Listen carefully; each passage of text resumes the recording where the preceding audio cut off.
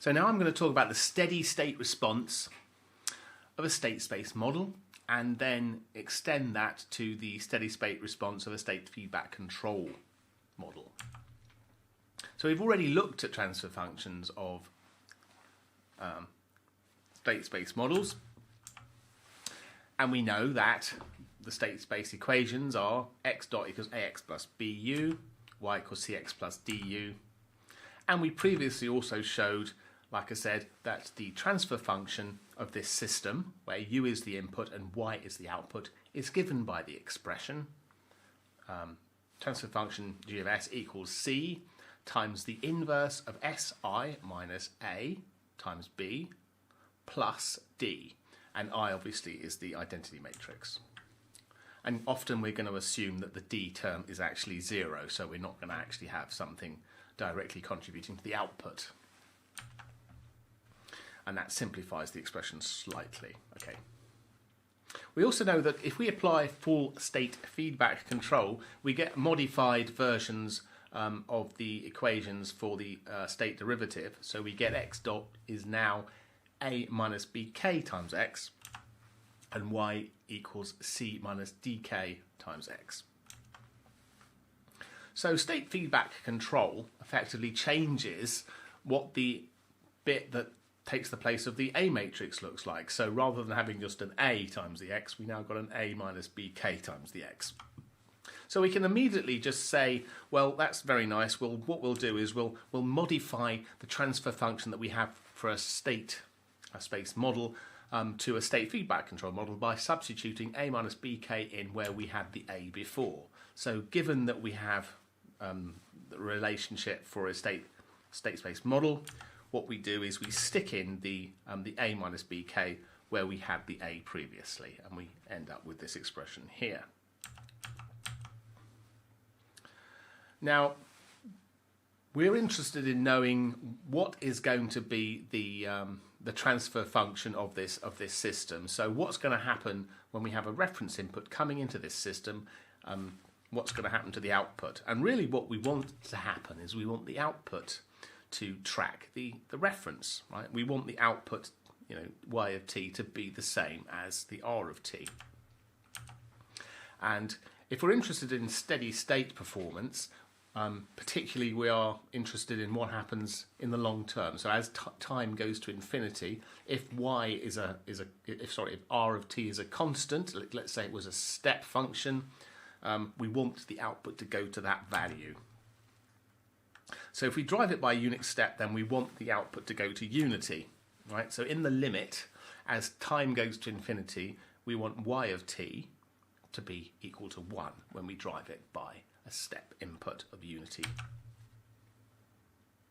Generally speaking, a system's not going to do this because it's going to have some kind of DC gain that is not unity. So we have to put something in front of it in order to multiply up the reference value. And what we're going to say is we're going to scale the reference now before it goes into the system by n bar, so that we can finally end up with a system where y of t is going to go to unity. So to analyse this, we're going to be using the final value theorem, right? And the final value theorem is a Laplace theorem which tells us, what is the final value of a time function as t goes to infinity, right? And we can look at this by consideration of its Laplace transform, and we know that in the limit, if we basically take the Laplace transform of f of t and we convert it to f of s, in the limit we can calculate s of s as s goes to 0, and that will tell us, if it exists, what the value of the function is as t goes to infinity, right? That's the final value theorem. So what we're going to do is we're going to drive our system by unity. We're going to scale it, right? We're going to scale our effective system by this n bar term. So we're going to consider now the transfer function being multiplied by n bar in order to get something which is actually going to hopefully get to the value we want. We're going to call that y of s, just to be consistent with what we just said for the final value theorem. So in other words, now what we're going to say, we use the final value theorem, the limit of when f of s goes to 0 is the same as the limit when f of t goes to infinity. So we're going to say, it actually appears in the wrong order, what we're going to say is, for a unit step, we're going to multiply, first of all, by 1 over s. We're going to multiply the s from the final value theorem. Those two things cancel out, and then we're going to multiply by our y of s, which is going to be n bar times our transfer function. And in the limit when s goes to 0, we want that to go to 1. Right? So in the limit when s goes to 0, we want n bar multiplied by our transfer function of our system to go to 1.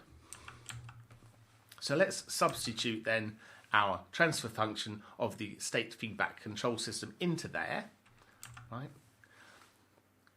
And then basically what we're saying is n bar multiplied by this expression in the limit when s goes to 0 has got to equals 1. So what we do is we stick in the s equals 0, it gets rid of the si term completely, and we're left with this minus n bar c inverse of a minus bk times b equals 1.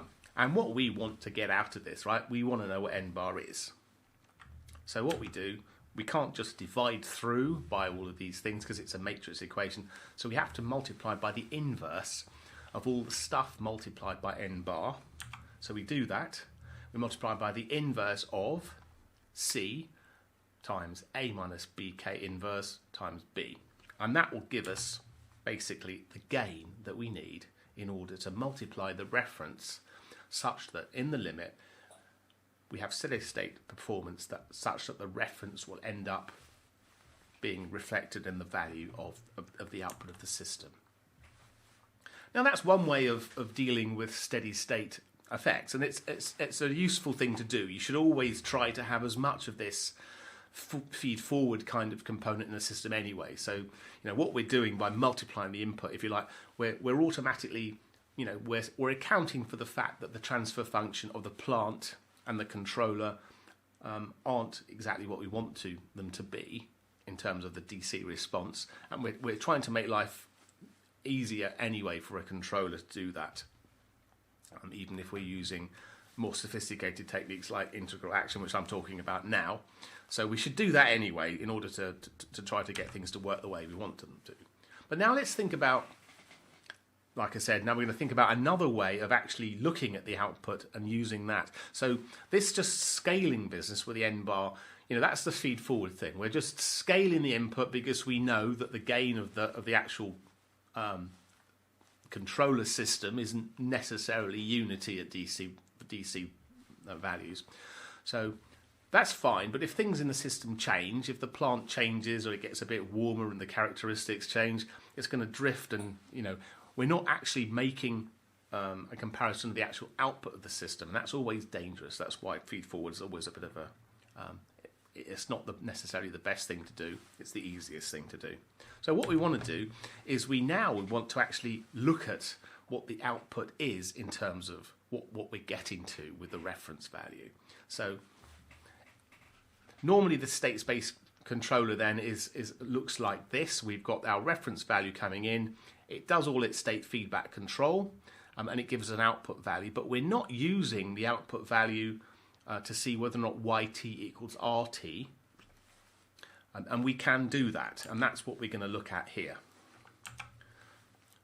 We're going to think about, yes, how can we get rid of steady state error by actually comparing what the actual output is with what we actually asked for in terms of r of t. And one way of doing this is called integral action, and what we're going to do is we're going to actually feed back, right?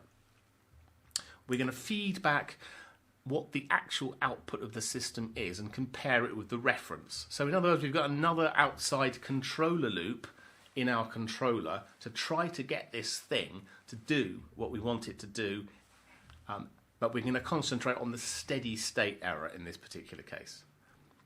So now what we've got is we've got our reference input, we're comparing it with what we actually get from the output, and we generate an error, right? And you could already scale that and put it in, and it'll already improve things.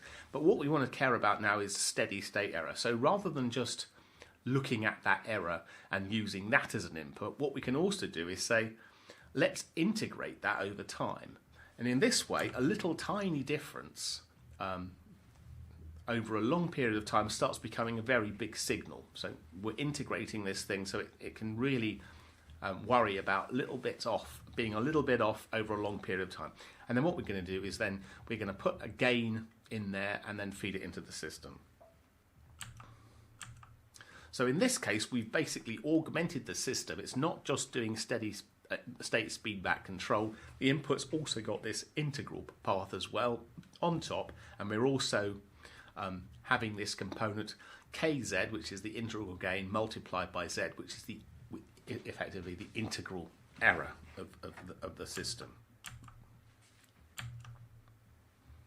And that's represented then, this whole integral action path is this green bit that we've added on top. So in order to do this, basically we can integrate this into the state feedback control framework by adding a new state, right? So we add a state which is the integral of the error between the desired and actual states of the system. So whereas we'd normally have x dot equals ax plus bu, what we have is we just add in, we just, if you like, concatenate another state in. We stick a state z in now, which is going to be, z dot is going to be just the difference between the output and the reference. So here, when I'm actually writing this, the x is already a vector and z is just a single state.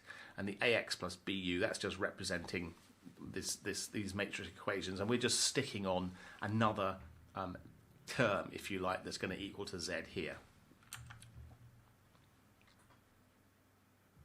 And just expanding it out, we know that y, the actual output from the system, we can also write as cx. And this is going to lead to our control law that we need.